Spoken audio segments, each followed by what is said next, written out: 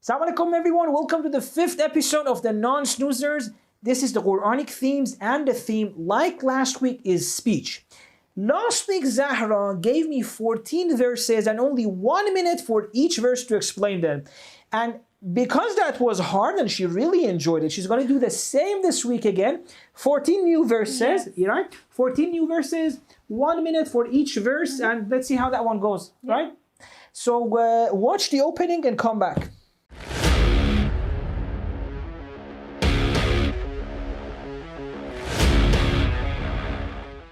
Challenge time. 14 verses, 14 minutes. Javad versus time. Are you ready, Jawad? I'm ready, let's do this. Verse 44 from Surah Taha. فَقُولُوا لَهُ قَوْلًا لَيِّنًا لَعَلَّهُ يَتَذَكَّرُ أَوْ يَخْشَى. Okay, so this verse is, God is telling Prophet Musa that now that you're going to speak to Fir'aun, speak to him softly. Maybe he'll change his mind, maybe he'll come to his senses. And it's very interesting because, I think this is one of the most ignored verses by us. Yani, God is saying that even to Fir'aun, that evil, that much against the truth, even when you're speaking to that person, speak softly. Don't attack, don't judge, speak softly. Maybe they'll change their mind. Because if you speak softly, they may change their mind. But if you don't speak softly, they'll definitely won't change their mind, right? So I always ask myself, where are we following this rule? Where did we ever disagree with someone or an evil person and we thought, you know what, let me follow this verse and try and speak softly, maybe they'll change their mind, right? It's a very good question to ask ourselves. Let's move to the next verse. Verse 24 from Surah Al-Hajj. وَهُدُوا إِلَى الطَّيِّبِ مِنَ الْقَوْلِ وَهُدُوا إِلَى الصِّرَاطِ الْحَمِيدِ.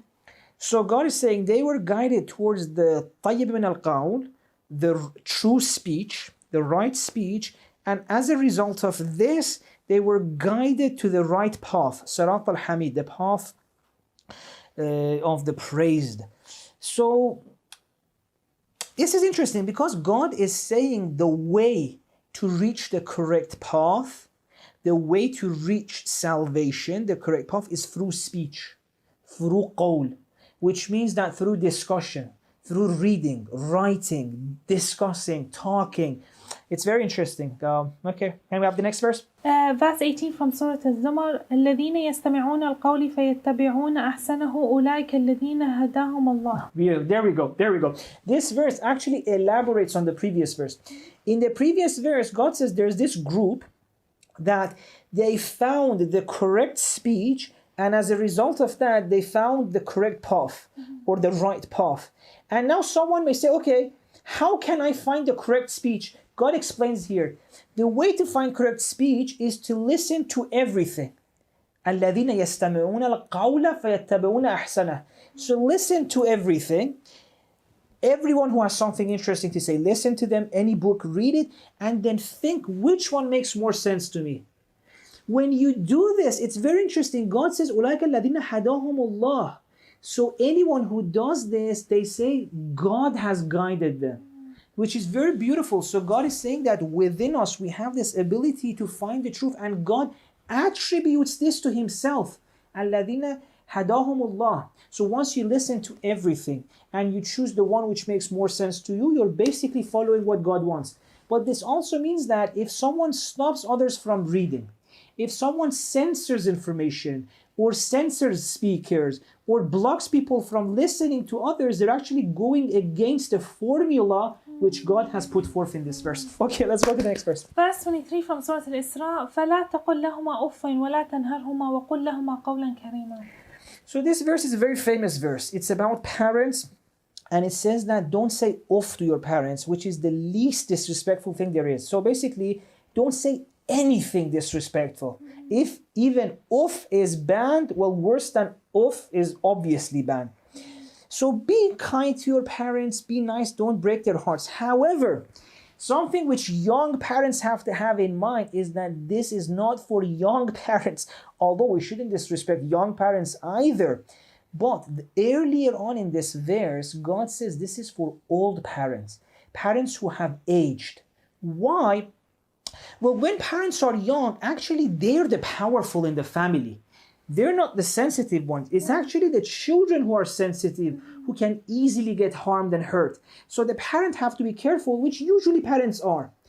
But when parents get older, the dynamics changes in the family, right? Children become powerful, they become independent, parents become dependent, parents become sensitive, parents become fragile. So God says, then as children, make sure you're aware that they're sensitive. Take care of them, be nice to them, be super nice to them, because now they're sensitive.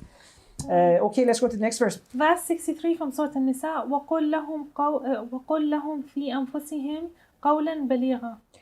Beautiful, beautiful. So, قولا بليغا. So another quality that speech should have is to be baligh.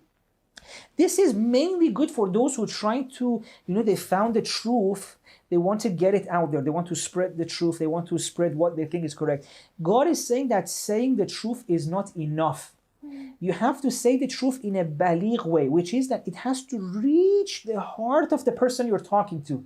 So, if you just, for example, go and tell people you have to be nice, reach perfection, love God, and you don't say it in a way that reaches to their heart, makes sense to them, they can relate to, you haven't done your duty.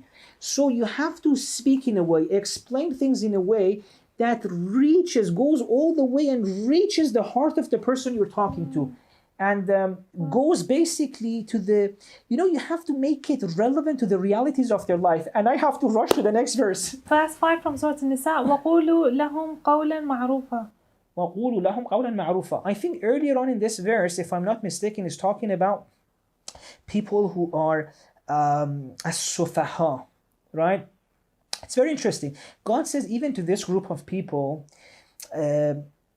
people who, make mistakes, who are wrong, etc. قولا معروفا. Say nice things. Ma'ruf is something that is not ugly. The society approves of, right? So speak beautifully.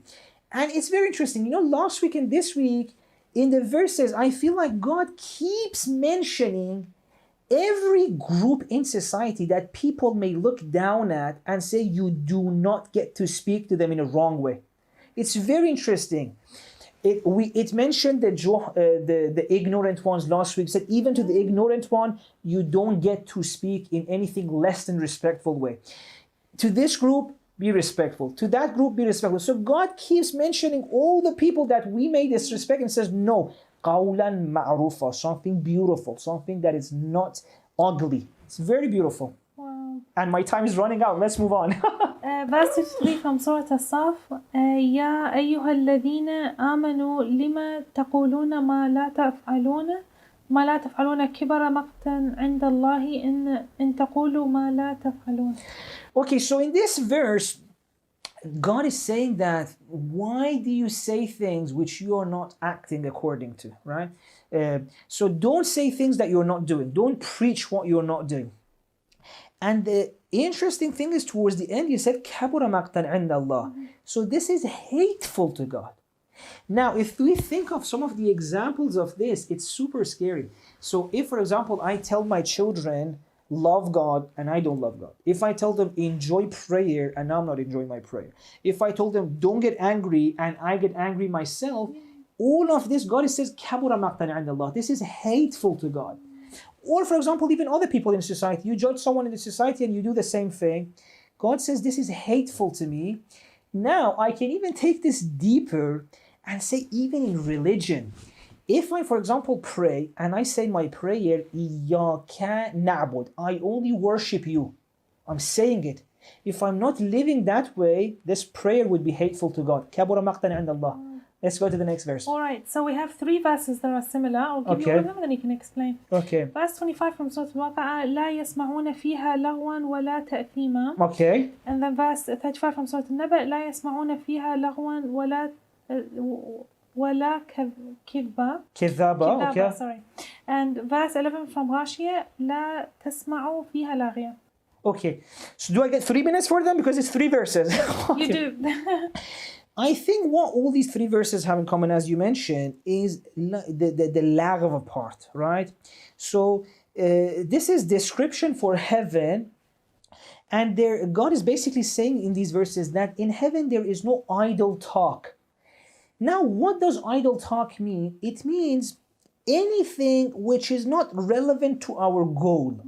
Right? There's a shallow understanding of this. I remember when I was in Jose, as soon as we wanted to talk about movies or books, we had this friend who said, no, that's lagh, that's idle chat, only talk about religion. And that friend actually, enough to say we're not friends anymore, right? That's not what idle chatter means, not at all. Let me just explain it maybe this way. Imagine our life is like a hierarchy, our goal structure. At the top of the hierarchy, this pyramid, is that I want to be a good person. Let's say that's my goal. Then underneath this, I have sub-goals, right? So I want to be a good person, which means that I have to be a good husband, I have to be a good father, I have to be a good sheikh, and I have to, for example, be a good, I don't know, for example, at work or in university. Again, each of them have sub-goals. So if I want to be a good husband, it means that I have to listen to my wife, I have to be there for her, I have to make sure she's understood. Now, again, each of them has actions. So if I want to, for example, be there for my wife, it means that when she comes back from work, I have to ask her, how was your day? If I want to make sure she's understood, again, I have to listen. And if she tells me, okay, I have to ask her questions, be engaged, right? So as you can see, the goal I had, which was to be a good person, keeps having sub-goals. It comes down. And at each level, it tells me what I need to be doing. Now, why is this relevant? Anything which is other than this would be idle chatter, idle talk. So if I'm, for example, my wife comes back from work and I don't ask her how her work was, that's idle chatter. But in a different situation, it's different. If I'm with a friend, well, I want to be there, get energy, have fun, then I have to speak about movies, books, etc. Anything other than that would be idle chatter, right? So in each situation, based on the goal, we have to do something. Anything other than that would be lagh. And let's go to the next verse. Verse 6 سورة لقمان ومن الناس من يشتري لهو الحديث ليضل عن سبيل الله بغير علم ويتخذها هزوا. Okay, this one's so God is saying that there are certain people who uses yashtari, so they buy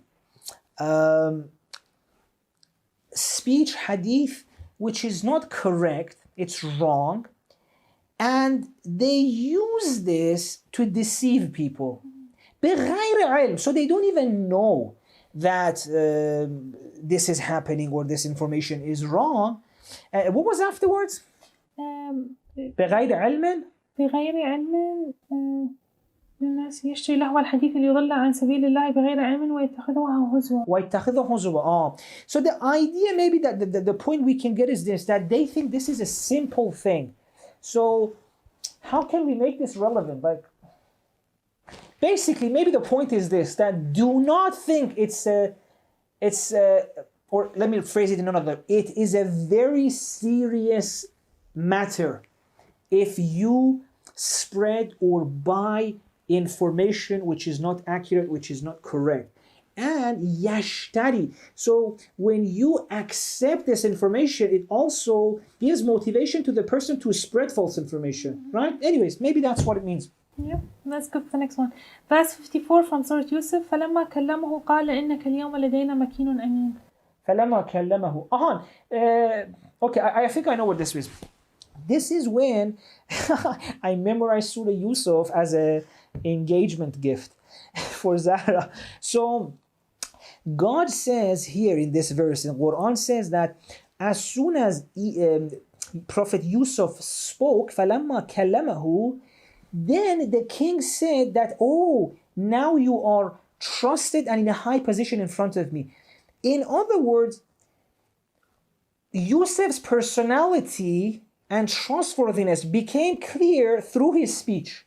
So God is saying that speech, our words, are one of the most clear and transparent windows into our soul and personality. Even if we try to mask something, censor part of ourselves, but it would be shown. you know, how we speak, the things we speak about, all of that will show what kind of person we are. So it's very important again. Okay, how much time we have? Let's go to the next Now we verse. have the last two verses together, similar verses. Surah Al-Ahzab 70-71. وَقُولُوا قَوْلًا سَدِيدًا يُصْلِحُ لَكُمْ أَعْمَالَكُمْ وَيَغْفِرُ لَكُمْ ذُنُوبَكُمْ. And then Surah An-Nisa verse 9. وَلْيَقُولُوا قَوْلًا سَدِيدًا. Okay, so speak firmly, strongly, and that would even fix your behavior. I'm running out of time, but it's okay. So I think that this idea in this verse is very fundamental, and it's okay if we run over time. The idea is that if you fix your speech, everything else in your life will be fixed, right? Because if you think about it, even the thoughts we have is a form of speech. The things we believe in, all of these are forms of speech. Yeah, I think slowly I'm running out of time. So if it's okay, let's say I failed. I won last week. Let's say this week I failed. But let me explain this because this is very important. I want to do justice to this one. So, my God, it feels so bad to fail. I got 1-1. Last week I got you. This week you got me. Which verse did I speak too much about? I think the lagh one, right? I spoke There are too so much. many important verses, so it's okay. You are looking at a failed human being. But we said if someone fails, قالوا سلاما. So be nice to someone who's failing. Salama. So, okay, let's قولا سديدا. Fix the foundations of what you're saying, and that would fix your behavior. This is a very, very fundamental and deep teaching that the Quran has. If we think about it, as I said, speech plays an important role because even we think in words most of the time, right? Okay, this is what I should do. This is my goal in life. This is what I believe in. In all of these things, what am I doing? I'm talking, I'm saying a sentence. And when God says قَوْلًا سَدِيدًا, make sure your speech is firm. So basically, if I say I believe in this, well, why do I believe in this? Right? Make it stronger, make it firmer, go deeper. Or my goal is this. Why? Right? So when you want to make sure your speech is strong, that would start a process that by the end of it, so many different areas in your life have changed, right? Because you want to, for example, tell people this is my goal. And you have to think about it. Is this really my goal? Why is it my goal? Why do I believe in this? Why am I saying this? And you know, once you start doing this, a lot of people have said this. You keep catching yourself in the middle of a discussion telling yourself, hang on a second, I'm saying this, but I don't really believe in this. You know, we say a lot of things that deep down we don't believe in. We either just say something or just say to be. When you try to make sure your speech is watertight, everything you say has a reason, comes deep from what you believe in, from the core of who you are, then slowly you'll see that, oh my God, I didn't even know myself, right? But then someone says, what do you think about this? Before this verse, we may just give an opinion. I think this is that way. But then you try to think, do I really think this? Is this really what I think? Then it gets you thinking, and you're like, oh my God, I didn't even know myself, right? Because a lot of the times, and this has happened to me, we keep saying things which are not authentic. We've either heard it somewhere, we picked it up somewhere, or we think it's good to say it. But once you try to make sure whatever you say comes from deep, authentic self, then you'll see that, wow, it's a journey that it will change so many things about us. And that's why God says, fix your speech, everything else in your life would be fixed.